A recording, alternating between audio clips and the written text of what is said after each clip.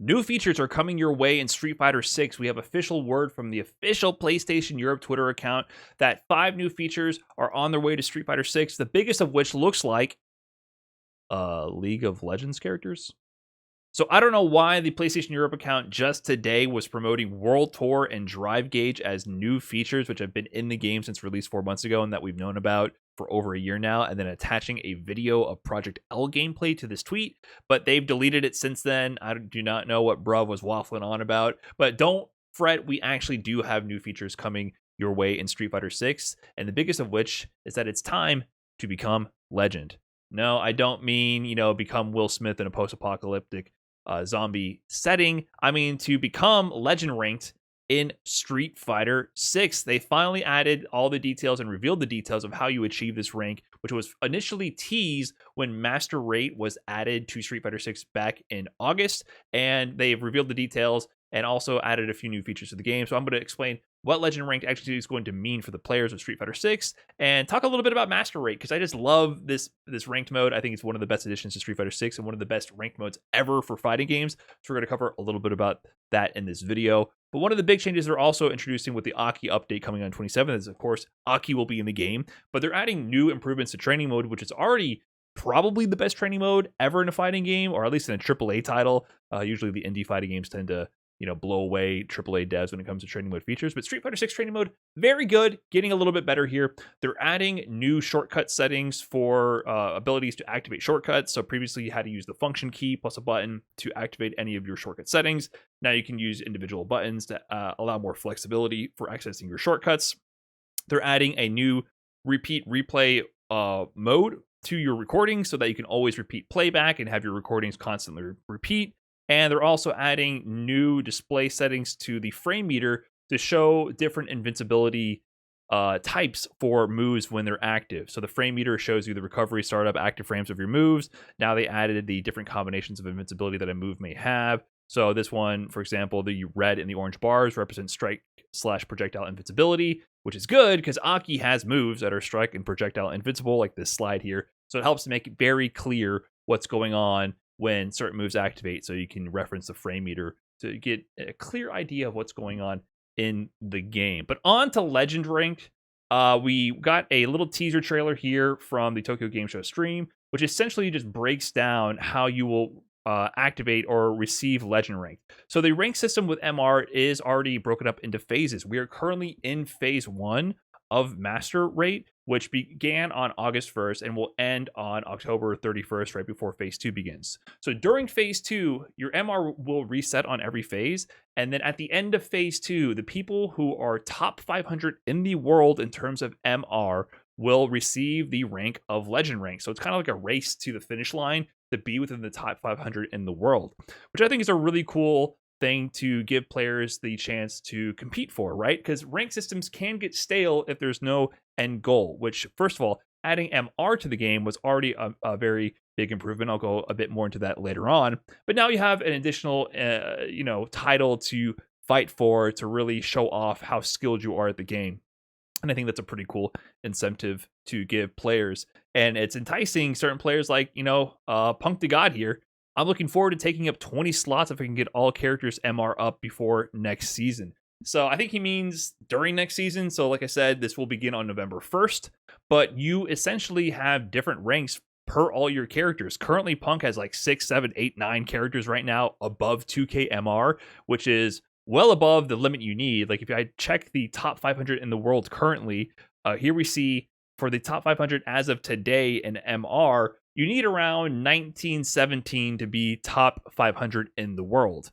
So Punk already has several characters that would qualify if Legend was assigned today to that Legend rank. So you could theoretically gatekeep up to 19 other players by getting multiple characters into the top 500 in the world. So we'll see if other players try to get multiple characters into that ranked region as well. But it's cool to see that, top level players like Punk are interested, and not just Punk. Even Mena RD, sorry everyone, going to start playing ranked now, which is cool to see because Mena has historically always been one of those top level players who plays literally 0 ranked. In Street Fighter 5, he won 2 Capcom Cups for Street Fighter 5, and his rank was like diamond at best. Same thing in Street Fighter 6, one CEO, Grand Finals of Evo, like top 3 or 4 at Gamers 8. He's also only diamond ranked in Street Fighter 6 as well, even though Street Fighter 6 is a much better online and ranked experience. But essentially, top level players don't always spend a lot of time in ranked, and that's with good reason, right? So historically, ranked modes in Street Fighter have been very, very bad. In Street Fighter 4, there was no matchmaking for online ranked. You could host your own lobbies where anyone who was scrolling through them can choose to join you, or you can choose to scroll to lobbies and pick and choose who you want to play against yourself. And both players had the option to filter out their opponents, right? If you're hosting a lobby, you could deny someone from playing your game. You can kick them out of the lobby and wait for someone else to join. Or if you're searching for lobbies, you can ignore matchups that you don't want to play, ignore players that might beat you, and just pick and choose your opponents that way. So it allowed you to cherry pick your matches, which could skew the ranking system. On top of that, the netcode was terrible. And then the rank system itself was a little finicky, right? BP was kind of like the endless point simulation that we had in Street Fighter 5. And player points were a much more accurate representation of skill, but it was a little too harsh on top of the fact that there was no matchmaking. You would lose 128 points if you lost to someone with significantly lower player points than you and only gain 1 point for beating them. So that was a bit much, but it still goes to show that like the players who had like 4K, 5K plus player points, they were extremely consistent and definitely top level players, some of the best in the world, but it didn't have the same sort of complete buy-in from the community because the netcode was so bad. There was no matchmaking, and you couldn't cross-pollinate across a wide region and compete with players from a wide area because you were limited by delay-based netcode. Street Fighter 5, on the other hand, it had slightly better netcode, especially at the higher ranks, because everyone was mostly on PC and on wired connections. I know at bronze and lower level, like ranked modes, everyone's on PlayStation and on Wi-Fi, and the netcode was terrible for that. So I understand the netcode was already really bad at the entry point, but at the higher levels, it was decent. But the matchmaking and the way the rank point system worked, it was essentially just farming people over and over. And I know this firsthand because I did Road to Warlord, where it took me 4 months of dedicated grinding after I had already passively gained 220,000 points to aim for the final rank of 300,000 LP, which was Warlord. I had to dedicate 4 months to grind 80,000 points. And during this time, I would have win rates of like 80 to 90% because I was essentially just beating up on a lot of lower ranked players over and over and over just to farm meaningless points. So what this became was the top ranks in Street Fighter V weren't necessarily the best players in the world. They were good players who decided to spend the most time beating up on all the other weaker players around them. The matchmaking would not focus on getting you equally skilled opponents. It would just give you any viable connection within a huge range of ranks. And then essentially, you lost granularity at the top level of who was better than who. Sure, if you're in like the top 500 in the world, you're definitely very good at the game, but you can't really discern any difference between the top 500 and the top 1 in the world, because essentially the top 1 in the world might have just spent a lot more time beating up on weaker level players, and the top 500 in the world might have said, this is a waste of my time, I'm going to go play private battle lounges and only play against other good players rather than wasting my time beating up and farming for meaningless points. And a lot of top level players in Street Fighter V completely neglected rank. If you look at a lot of the tournament placers in that era of the game, they had either, decent ranks, low ranks, or no ranks. Like there's plenty of players who won Capcom Cup. Knuckle won Capcom Cup without having an account that had any ranked points whatsoever. And that is slowly changing. That culture is slowly changing with Street Fighter 6 to some degree, right? So if you look currently at Street Fighter 6 at the top ranked players in the world as of today with MR, you see household names that have a history of competitive success. Moke, multiple time Capcom Cup qualifier, top 8 at Evo. Nemo's been doing this for years. Hibiki the Beast is the new player to me who's been making a lot of waves in Street Fighter 6 and placing very high, but he's been winning tournaments as well. Torimeshi, Bananakin, Punk, Fudo, DCQ, Bonchan, Goichi. You see names that you have known for almost decades at this point really high in the ranks in Street Fighter 6. And that's due to the fact that the MR system does not represent an endless grind. It is much more efficient at quickly floating you to your appropriate rank and then not having this endless point simulation and then matching you with players who are close to your rank so that you have competitive matches. So because you can't just endlessly farm players. In fact, if you get matched up with players who are significantly below your level, you could potentially gain 0 points per game, which I think is an issue on its own.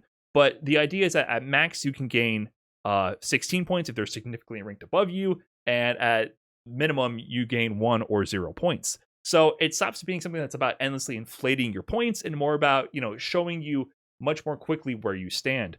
In fact, players like Punk, he's taken multiple characters into the 2000 plus MR range. He was able to get his Jamie to 2000 MR in just 4 hours. Compare that to me taking Oro to Warlord, which took 4 months. No rank should take you 4 months to achieve.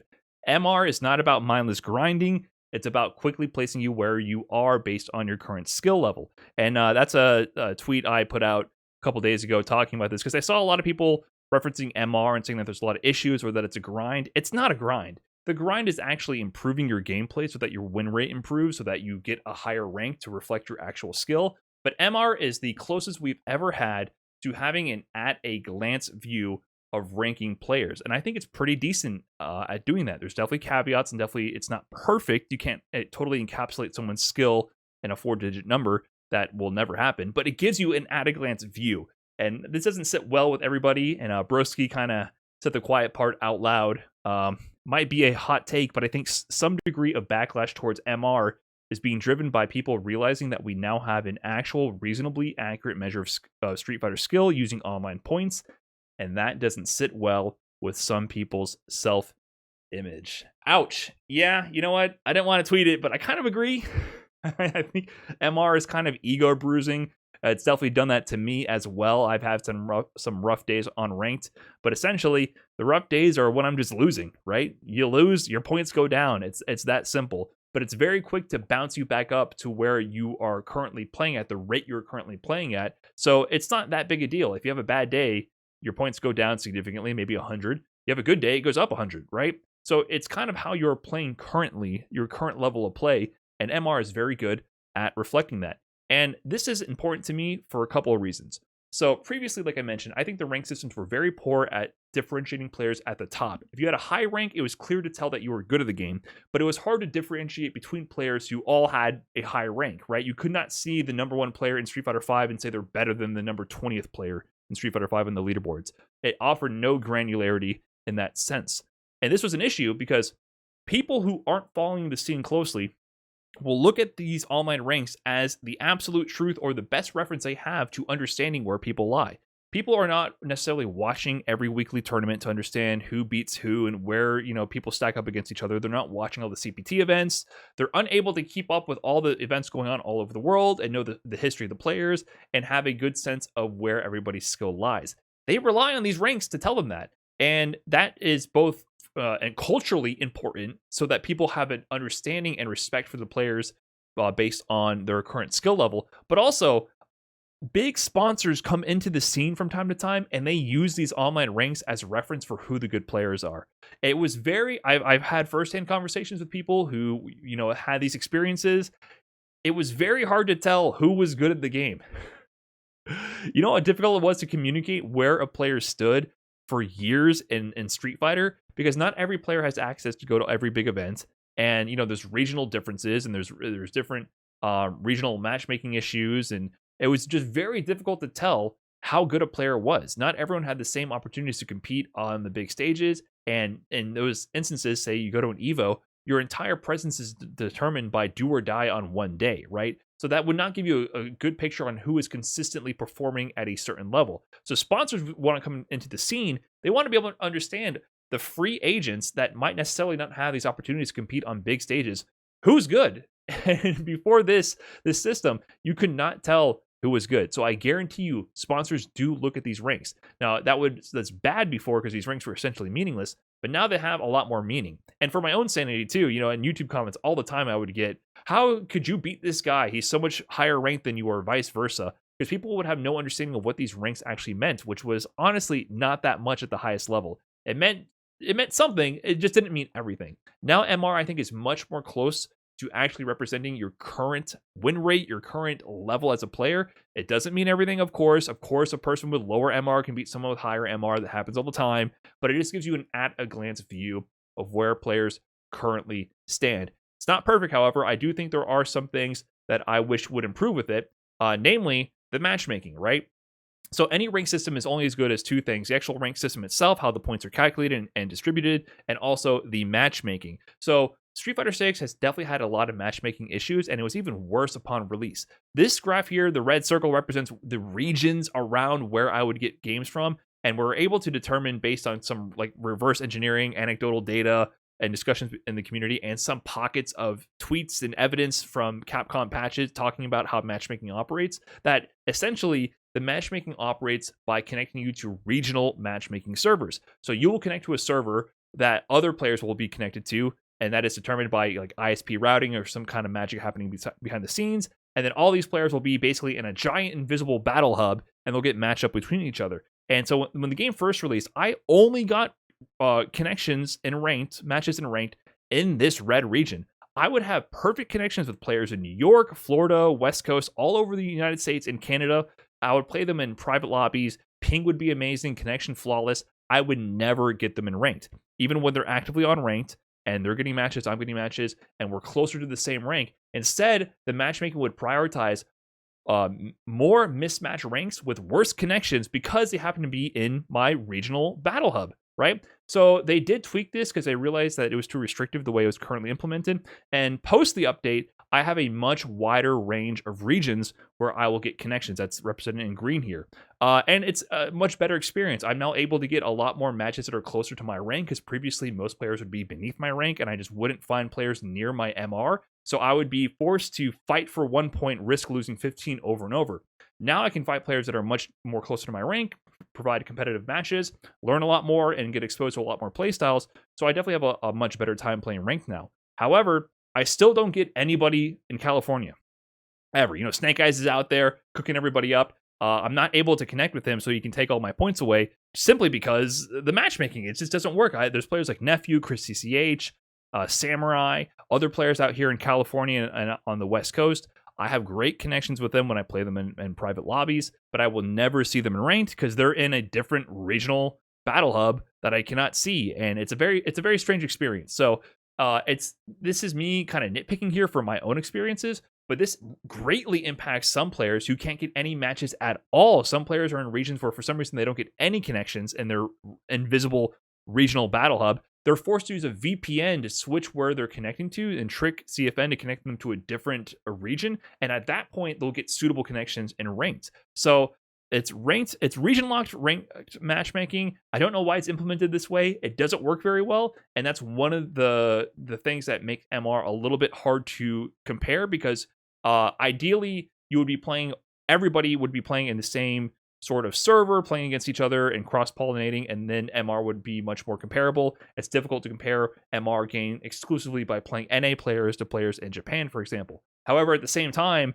most of the top-ranked players are in Japan or in Asia, so they're able to play each other all the time and able to win more points, where players like Punk and Bananakin, and even myself to a degree, a lot of our matches are against people with significantly less points, so you have less points to win. So I'm very impressed with Punk and Bananakin for being this high up on the leaderboard, because they have to win every match. They cannot afford to lose, because most of the time they're going to be, or pretty much all the time, they will be playing people with less points than them and risking a lot. So hats off to these two. And everyone on the top of the leaderboard is extremely difficult to, you have to be the best in the world. It's a good ranking system. These guys are the best in the world.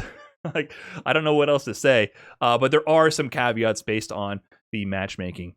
But that said, I really enjoy this Master Rank update. I'm going to be excited to compete to get Legend Ranked in the next upcoming rank season. So I'm really looking forward to this update, and I appreciate that Capcom's putting out all these fun updates. Hopefully they improve the matchmaking and make the experience better for everybody involved. That's it for this video. Thanks for watching, and I'll catch you in the next one. Peace.